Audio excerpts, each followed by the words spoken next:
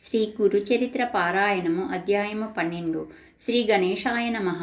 శ్రీ సరస్వత్యై నమః. శ్రీ గురుభ్యో నమః. సిద్ధయోగి ఇంకా ఇలా చెప్పారు. అప్పుడు ఆ తల్లి పుత్రవాత్సల్యంతో ఇలా అన్నది. నాయనా, నీవు లోకానికి ధర్మం చెప్తావు కదా, మరి నీవు కూడా 12 సంవత్సరాలు బ్రహ్మచర్యం అవలంబించాక గృహస్థుడవై బిడ్డలు కలిగాక సన్యసించి లోకానికి ఆదర్శం చూపాలి కదా. ఇలా క్షణికావేశంలో సన్యాసం స్వీకరిస్తే వాసనాక్షయమవక మానవులు పతితులవుతారని శాస్త్రాలు హెచ్చరిస్తున్నాయి కదా అని బ్రతిమాలింది. అప్పుడు వటువైన నరహరి అలనాడు కపిలుడు తల్లికి జ్ఞానోపదేశం చేసిన విధంగా ఆమెకు తత్వమిలా బోధించాడు. అమ్మ, భౌతికమైన శరీరాలు వైభవము అశాశ్వతాలే. మరణం లేని వాడంటూ ఎవడూ లేడు. మృత్యుదేవత ఎప్పుడూ జీవితాన్ని వెంటనంటే ఉంటుంది. యువకులకైనా వృద్ధులకైనా ఈ శరీరం ఎప్పుడు రాలిపోతుందో తెలియదు. అప్పిచ్చినవాడు తానిచ్చిన గడువు ఎప్పుడు తీరుతుందా అని లెక్క పెట్టుకుంటున్నట్లు మృత్యుదేవత కూడా మానవుల జీవితకాలాన్ని లెక్క పెడుతూ ఉంటుంది. రాత్రి పగలు అన్నవి మానవుని ఆయుర్దాయాన్ని ఎగరకట్టుకొని పోతుంటాయి. ఈ శరీరము, భార్యాబిడ్డల, గృహము, ధనము, జీవితము అశాశ్వతమని మరిచి అవే ప్రధానమనుకొని జీవించేవారు పశువుల వంటివారు. కనుక ధర్మాచరణ మొక్కటే మానవుల కర్తవ్యం. అలాగాక మృత్యువును జయించిన వారు మాత్రమే నీవు చెప్పినట్లు విరామంగా జీవించవచ్చు.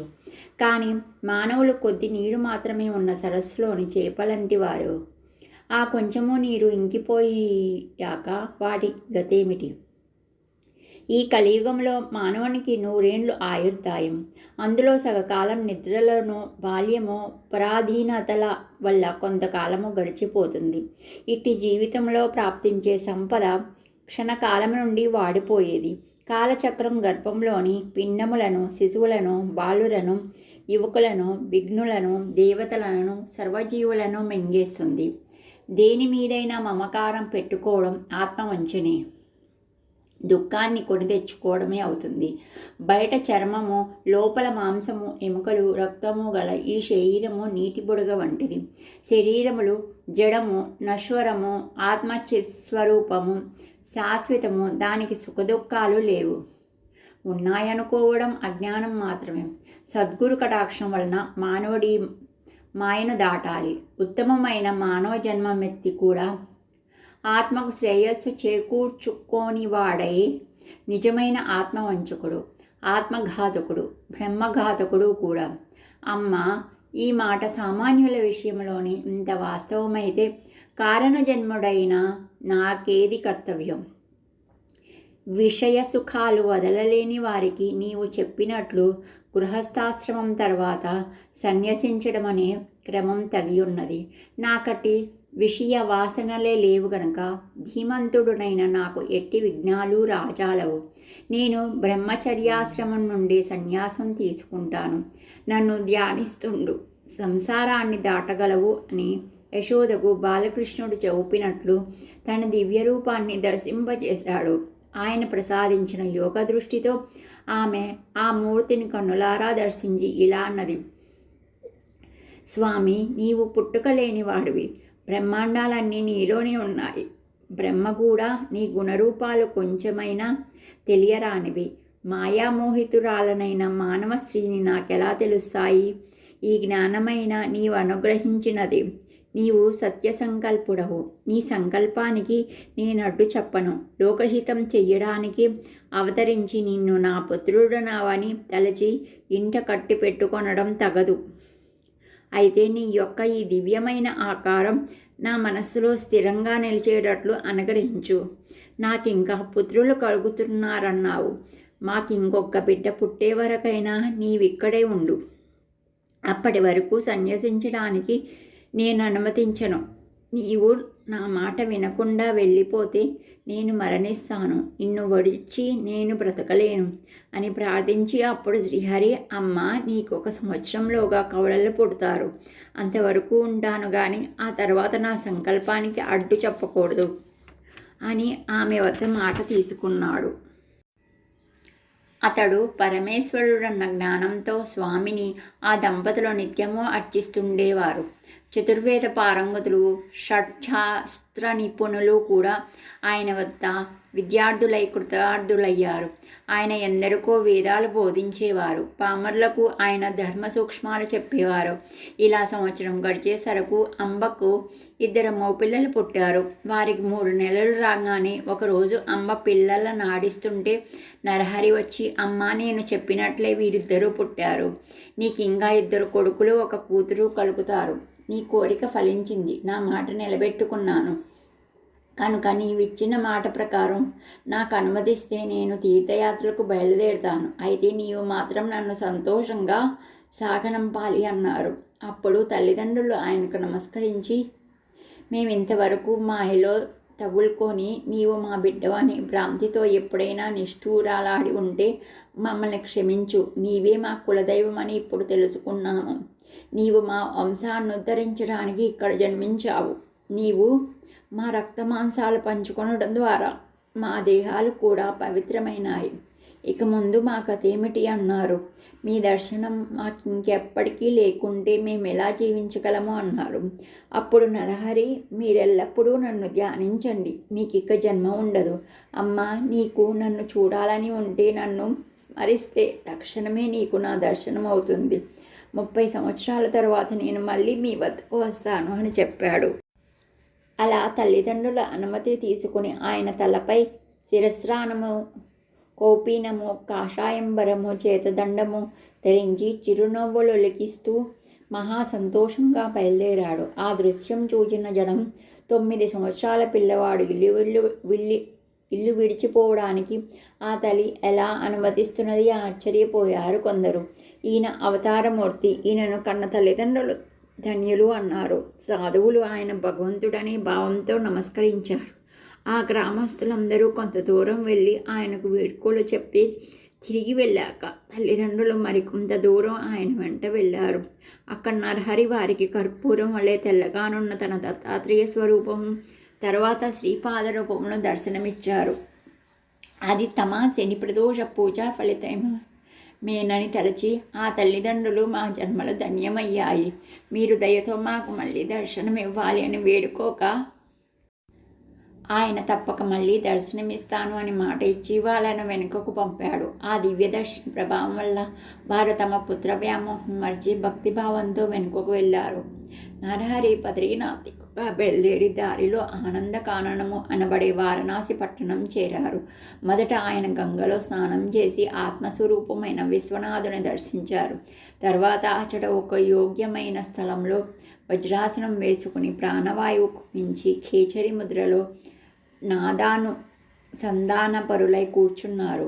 ఆయన నిత్యము 3 వేళలా మణికర్ణికా ఘట్టానికి వెళ్ళి శ్రద్ధగా గంగా స్నానం చేసి వస్తుండేవాడు. ఆ క్షేత్రంలో ఉన్న తపస్సులు, మునులు, సాధువులు ఆయనను చూచి ఆశ్చర్యచకితులయ్యారు. యవ్వనం కూడా పూర్తిగా రాకముందే అంతటి వైరాగ్యము, కఠోరమైన తపస్సు చూచి ఆయన యోగపూర్ణుడని తెలుసుకొని నమస్కరిస్తుండేవారు.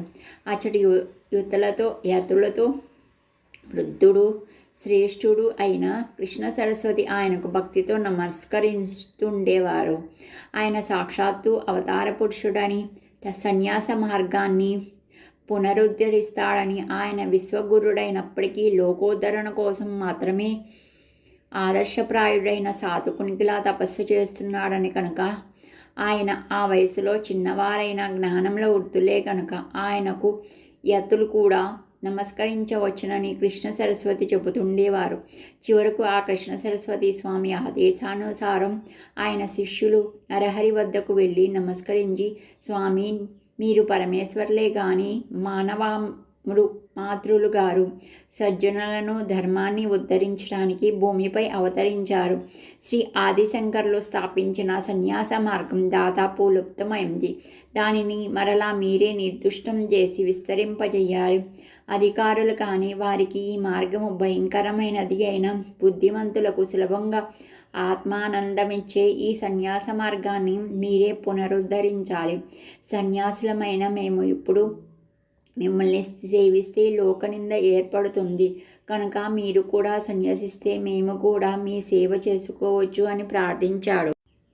నరహరి వారి ప్రార్థనను మన్నించి సత్సంప్రదాయ సముద్ధరణ కొరకు శ్రీకృష్ణ సరస్వతీ పాదులను గురువుగా స్వీకరించి శాస్త్ర పద్ధతిన వారి వద్ద సన్యాసం స్వీకరించారు. అప్పుడు గురువిచ్చిన దీక్షానామం శ్రీ నరసింహ సరస్వతి. తర్వాత ఆయన కొంతకాలం కాశీ పట్టణంలోనే ఉండి మానవులకు 4 పురుషార్థాలను ప్రసాదించగల వేదార్థాన్ని భక్తులకు ప్రసవించారు. అంతవరకు గురుకథను శ్రద్ధగా వింటున్న నామధారకుడు, స్వామి నాకు ఒక సందేహం కలుగుతున్నది. విశ్వగురుడైన శ్రీగురునికి ఇంకొకరు గురువెలా కాగలరు? గురువును ఆశ్రయించి ఆయన సాధించవలసింది ఏమి ఉన్నది అని అడిగాడు. సిద్ధయోగి ఇలా చెప్పారు. పూర్వము శ్రీరామచంద్రుడు వశిష్ఠ మహర్షిని, శ్రీకృష్ణుడు సందీపని మహర్షిని గురువులుగా వరించినట్లే శ్రీగురుడు కూడా శ్రీకృష్ణ సరస్వతి స్వామిని గురువుగా ఎన్నుకున్నారు. ఈ గురు సంప్రదాయం అనాది సిద్ధమైనది. దీనికి మూలపురుషుడు సదాశివుడు, ఆయన శిష్యుడు విష్ణువుకు శిష్యుడు బ్రహ్మదేవుడు. అటు తర్వాత గురుంపర ఇలా కొనసాగింది. బ్రహ్మదేవుడి నుండి వశిష్ఠుడు, శక్తి పరాశరుడు, వ్యాసుడు, శుకుడు, గౌడపాదుడు, గోవింద భగవత్పాదాచార్యులు, శంకర భగవత్పాదులు, విశ్వరూపుడు, బోధజ్ఞానగిరి, సింహగిరి, ఈశ్వరతీర్థుడు, నృసింహతీర్థుడు, విద్యారణ్యుడు, మలయానందుడు, దేవతీర్థుడు, యాదవేంద్ర సరస్వతి, కృష్ణ సరస్వతి. ఈ కృష్ణ సరస్వతి స్వామియే శ్రీగురుడని ప్రసిద్ధికెక్కిన శ్రీ నరసింహ సరస్వతి స్వామి యొక్క గురువు. తర్వాత శ్రీగురుడు తాము స్వయంగానే పవిత్రులైనప్పటికీ అనేక పుణ్యతీర్థాలు దర్శిస్తూ బదరికాశ్రమం చేరారు. తర్వాత ఆయన మేరు పర్వతానికి ప్రదక్షిణంగా సంచరిస్తూ సర్వక్షేత్రాలు దర్శిస్తూ పుణ్యతీర్థాల్లో స్నానం చేస్తూ శిష్యులతో కలిసి గంగాసాగర సంగమం చేశారు. ఆయన మొదట గంగకు ప్రదక్షిణంగా ప్రయాగ వరకు తటాకయాత్ర చేశారు. అది కూడా గంగా ప్రదక్షిణంతో సమానమే. అందుకే ప్రయాగను కూడా గంగాసాగరం అంటారు. ప్రయాగలో వారికి ఎంతోమంది శిష్యులయ్యారు. ఆ క్షేత్రంలో మాధవుడైన బ్రాహ్మణుడికి శ్రీగురుడే స్వయంగా తత్వముపదేశించి సన్యాసమిచ్చారు. శ్రీ దత్తాయ గురవే నమః. శ్రీ పాద శ్రీవల్లభాయ నమః.